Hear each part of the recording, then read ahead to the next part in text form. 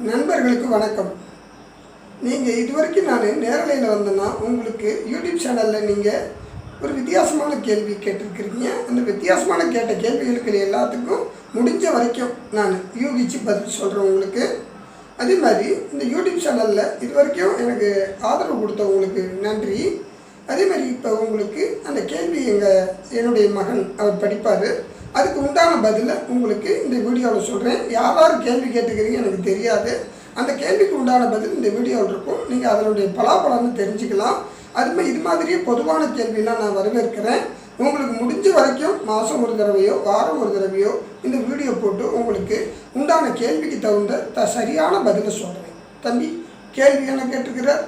Maths இலக்கணத்தின் விளக்கத்தில் சின்னதுரைங்கிறவர் maths இலக்கணம் ரிஷப ராசிக்கும் பொருந்துமா இது அப்படின்னு கேட்டீங்க. பொதுவாக ராசி என்பது உடல். அது ராசிங்கிறது உடலுக்கு சம்மந்தமானது, லக்னங்கிறது உயிருக்கு சம்மந்தமானது.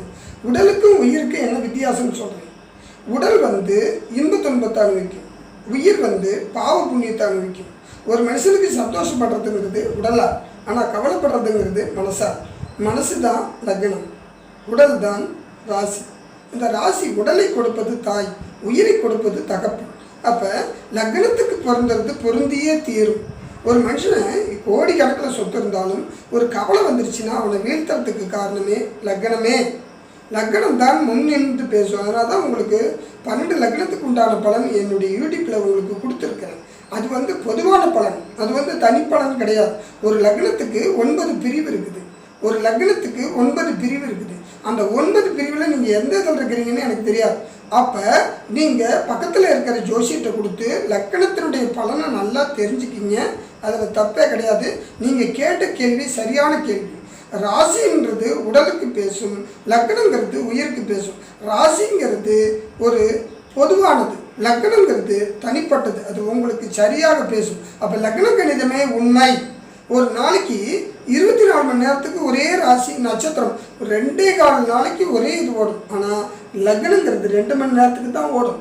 அதுலேயும் உங்களுக்கு 14 நிமிஷத்துக்கு ஒரு லக்னம் ஓடும், 14 நிமிஷத்துக்கு.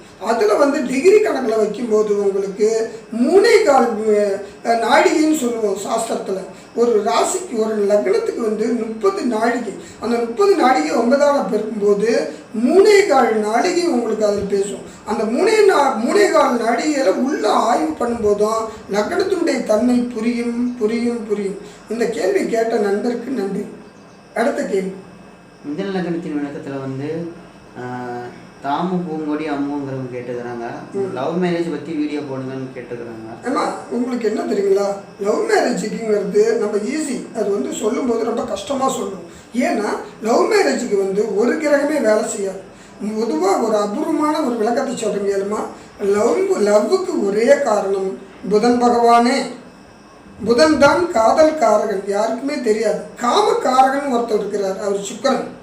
சுக்கிர பகவான் காமக்காரனாகவும் காதல் காரகன் புதனாக இருக்குது. இந்த புதனை யாரும் புரிஞ்சிக்க மாட்டுறாங்க.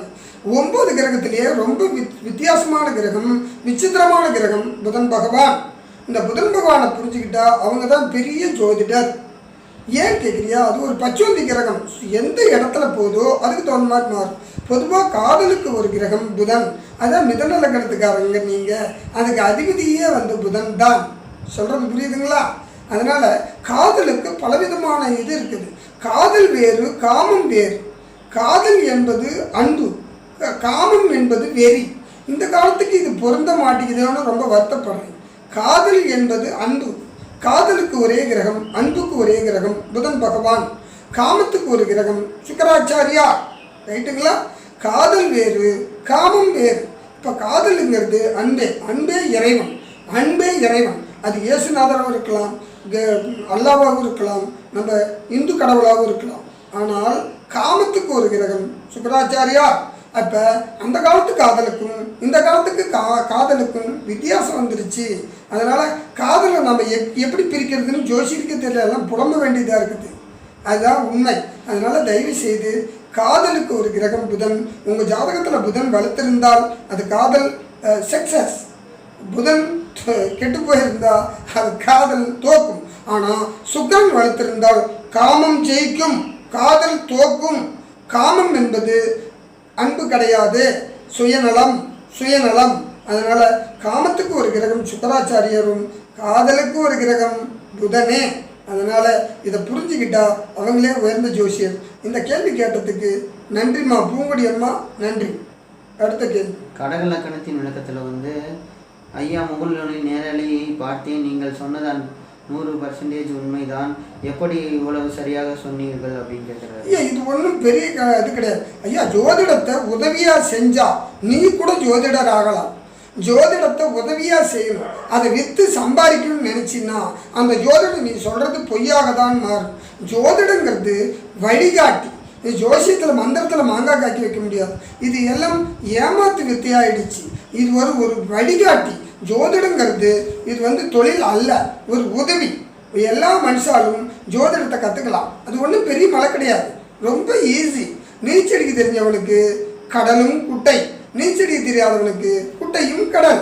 ஐயா யூகம் தான் ஜோதிடங்கிறது, ஒரு யூகம். உன்னுடைய எண்ணங்களும் மனசும் தூய்மையாக இருந்தால் நீ சொல்கிறது சரியாக வரும். ரைட்டுங்களா? இது ஒன்றும் பெரிய மலை கிடையாது, நான் ஒன்றும் பெரிய ஆள் கிடையாது. ஜோதிடங்கிறது நீங்கள் கூட யார் வேணாலும் கற்றுக்கலாம். அதை உதவியாக செய்யணும். அதை விற்கிறவன் பாவி. சொல்கிறது புரியுதுங்களா? ஆனால் இதுதான் விளக்கம். ஜோதிடங்கிறது ரொம்ப ஈஸி. நல்லவனுக்கு ஈஸி, கெட்டவனுக்கு கஷ்டம். நன்றிம்மா கேள்வி கேட்டதுக்கு நன்றி. இது கேள்வி கேட்டது வந்து டைம் பாஸ் 1.0ங்கிறவங்க கேள்வி கேட்டுக்கிறீங்க. அந்த கேள்வி அடுத்தது வந்து விச்ச இலக்கத்தின் விளக்கத்தில் வந்து குமாரசாமிங்கிறவங்க கேட்டிருக்காங்க. ஐயா எனக்கு விருச்சிக லக்கணம் 3ல் கேது, 9ல் ராகு, செவ்வாய் 10ல் சூரியன், 11ல் புதன், குரு, சுக்கிரன், சனி, 12ல் சந்திரன். என் வாழ்க்கை எப்போது முன்னேற்றம் கிடைக்கும் கேட்டு. ஐயா இப்போ தம்பி நீ வந்து இந்த கிரகத்தெல்லாம் சொன்னிய ஒழியா அதில் சாரம்னு ஒன்று இருக்குது. நீ சொல்கிறது கேள்வி கரெக்டு. விருச்சிக லக்கணத்துக்கு வந்து நான் அந்த சொன்ன பலன் கரெக்டாக இருக்கும்னு எனக்கு தெரியும். இருந்தாலும் அது வந்து பொதுவான பலன். இப்போ நீங்கள் என்ன ஊர்னு எனக்கு தெரியாது. அந்த ஊரில் இருக்கிறவங்க எல்லாருமே நல்லவங்களும் கிடையாது, கெட்டவங்களும் கிடையாது. ரைட்டா?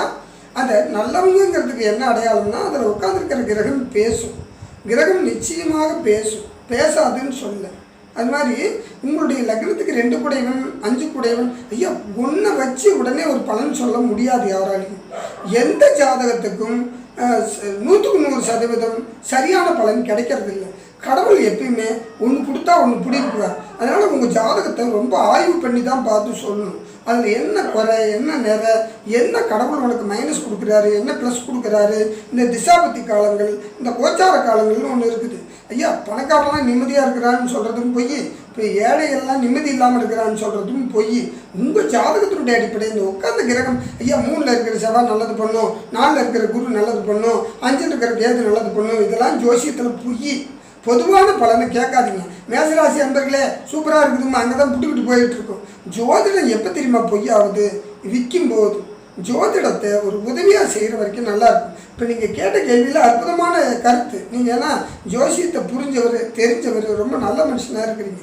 ஏன்னா அதனுடைய ஆழம் தெரிஞ்சு அந்த கேள்வி கரெக்டாக கேட்குறீங்க. உங்களை எனக்கு ரொம்ப பிடிக்குது. ஆனால் அதில் ஆழம் பார்க்கணும் தம்பி. இப்போ 3ல் உட்கார்ந்த கேது பகவான் வந்து உத்திராட நட்சத்திரம், திருவோண நட்சத்திரம், அவிட்ட நட்சத்திரத்தில் இருக்கும். இந்த கேது வந்து இந்த 3 நட்சத்திரமும் பகை நட்சத்திரமாக இருக்குது. அது 3ஆவது பதம் இருக்கிற கேது பொதுவாக நல்லது பண்ணுவாங்க. ஒவ்வொரு பெரிய ஜோசியர் என்ன குருவும் கேது சேர்ந்தால் கோடீஸ்வர யோகம். ஐயா 3 குருவும் கேது ஒரு வருஷத்துக்கு சேர்ந்துருக்கும். அப்போ ஒரு வருஷம் போகிற குழந்தைய பூரா கோடீஸ்வரன் எப்படியா சொல்ல முடியும்? அதுதான் சாரம். காமெடி இல்லை, இது உண்மை. நான் சில யூடியூப்பில் பார்த்தேன், கொடுமையாக இருக்குது.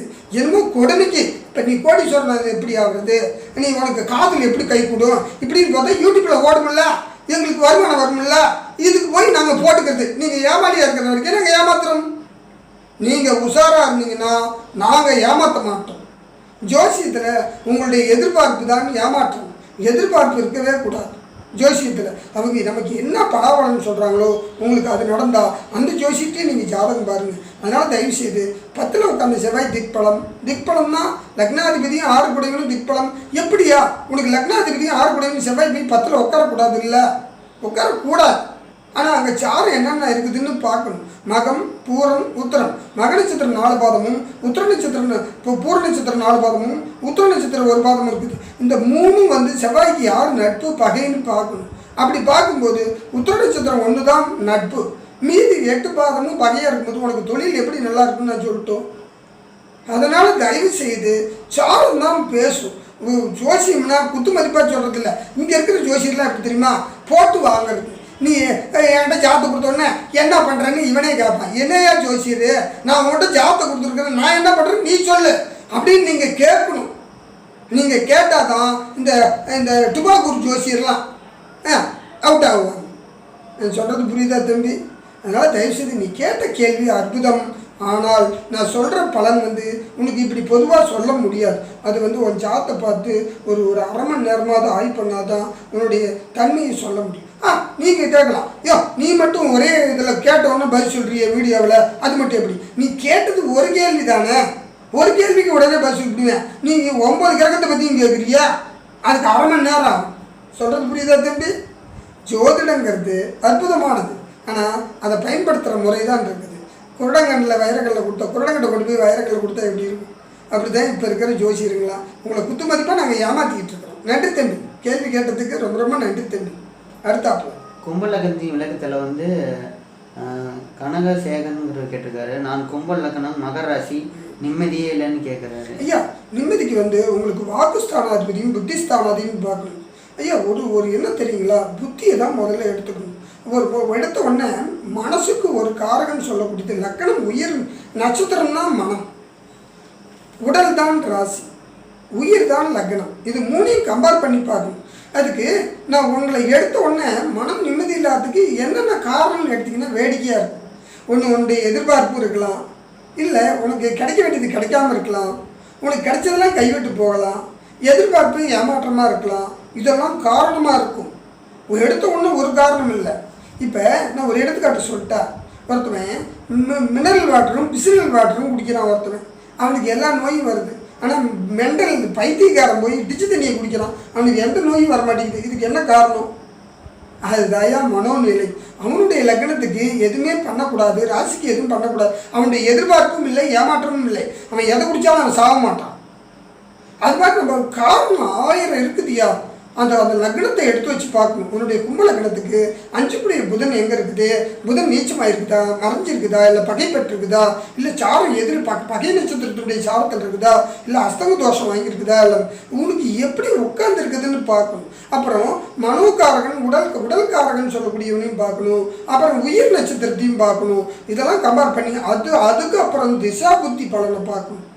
திசா புத்தி பலன் உனக்கு தசைனா உடல், புத்தின்னா மூளை. உன்னுடைய உடலும் மனமும் மகிழ்ச்சியாக இருந்தால் உற்பத்தி அதிகரிக்கும். அறிஞர் அண்ணா சொன்னது இது அற்புதமான வார்த்தை. அறிஞர் அண்ணா சொன்னது அவர் ஜோசியத்துக்கு சொன்னாரா பொதுவாக சொன்னா எனக்கு தெரியாது. ஆனால் நல்ல ஒரு வார்த்தை, நல்ல ஒரு வாசகம். வாசகம்னாலும் திருவாசகம், ஒரு வாசகம்னாலும் திருவாசகம். அவர் சொன்னது உடலும் மனமும் மகிழ்ச்சியாக இருந்தால் உற்பத்தி அதிகரிக்கும். ஐயா, உனக்கு அந்த உட்கார்ந்து இருக்கிற கிரகத்தை பற்றி நம்ம ஆய்வு பண்ணால் மட்டும்தான் உன்னுடைய கவலை நீங்காதான். இப்போ சில பேர் தேவையில்லாமல் கவலைப்படுறவங்க இருக்கிறான். ஒரு பொண்ணு அவனை விரும்பலை, இவன் அந்த பொண்ணை விரும்புறதுக்கு எந்த விதத்தில் நியாயம்? உழைக்காதவன் சொத்துக்கு ஆசைப்படுறதுல என்ன நியாயம்? உழைக்காதவன் சோர்த்திங்கன்னு ஆசைப்படுறதுக்கு என்ன நியாயம்? இது மாதிரி சில காரணங்கள் இருக்குது. அதை வச்சு தான் தம்பி சொல்ல முடியும். எடுத்த ஒன்றும் சொல்ல முடியாது தம்பி. ரைட்டா? உன்னுடைய மனக்குழப்பத்துக்கு காரணம் உனக்கு என்ன காரணங்கிறது உங்கள் ஜாதகத்தில் நல்லா சரியாக ஆய்வு பண்ணால் அதுக்கு தீர்க்கறதுக்கு வழி உண்டு. அதுவும் இல்லாமல் நான் சொல்கிற காரணத்தை ஏற்றுக்கிற மனப்போக்கம் உனக்கு இருக்குதான்னு எனக்கு தெரியாதுல்ல. இது ஒன்று இருக்குதுல்ல, சொல்கிறதெல்லாம் நீங்கள் ஏற்றுக்க போகிறீங்களா? உன்னுடைய எதிர்பார்ப்பு. இப்போ மூளை செலவின்னு ஒன்று இருக்குது. அது உனக்கு இயற்கையாகவே இருந்துச்சுன்னா நான் அதை ரிட்டர்ன் பண்ணவே முடியாது. எதிர்பார்ப்பு ஏமாற்றம், எதிர்பார்ப்பு இல்லாத வாழ்க்கை ஏமாற்றம் இல்லாத வாழ்க்கை சொல்கிறதுல இதுதான் தம்பி சிம்பிள் மெத்தட், வேறு ஒன்றும் கிடையாது. இந்த கேள்வி கேட்டதுக்கு நன்றி தம்பி, ரொம்ப ரொம்ப நன்றி. என்னுடைய யூடியூப் சேனலை இது வரைக்கும் பார்த்துக்கிட்டு இருக்கிறவங்களுக்கும் எனக்கு நல்ல ஆதரவு கொடுக்குறவங்களுக்கும் ரொம்ப நன்றி கூறி விடைபெறுகிறேன். நன்றி. அடுத்தது நீங்கள் கேள்வி கேட்கலாம், எதிர்பார்க்கலாம். அடுத்த கேள்விக்கு உடனே பதில் கிடைக்கும். இனிமேல் உங்கள் கேள்விக்கெல்லாம் நேரடி ஒளிபரப்புலையோ இல்லை இது மாதிரி உங்களுக்கு வீடியோவிலையோ உங்களுக்கு போட்டு உறுதியாக பலன் சொல்வேன். நன்றி, வணக்கம்.